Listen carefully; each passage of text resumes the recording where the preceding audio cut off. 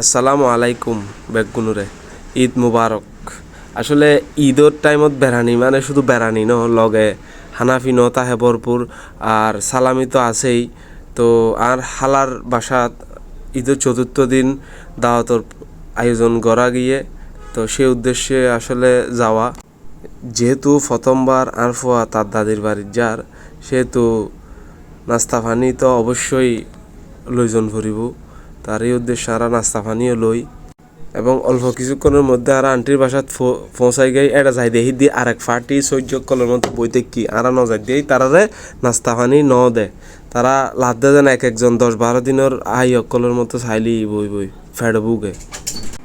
যেহেতু বহুত দিন পরে মাইফাক্কলের একত্রই, তাই আইলতা বাইলতা দিয়ে শুরু হয়ে গিয়ে তারা।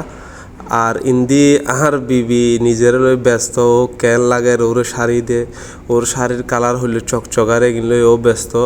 লগে আর গুন্ডে বাহিনী জেডে যা এডে আর্মির ট্রেনিং শুরু করে দে, এবং এডও আর্মির ট্রেনিং শুরু করে দিয়ে।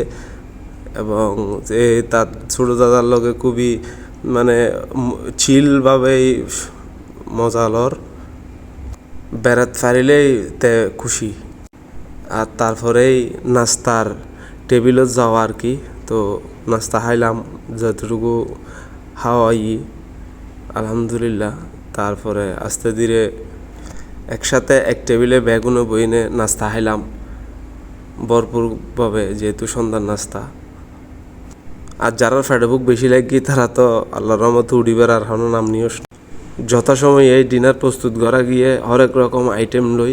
যেহেতু আর আন্টি একটু এহালা মানুষ, খুব পরিশ্রম করছে, আর দাওয়াত লই নে এহালা রান্না বান্না সব মিলাই মানে খুব অসাধারণ আইটেম গরিত পারে আর আন্টি রান্না।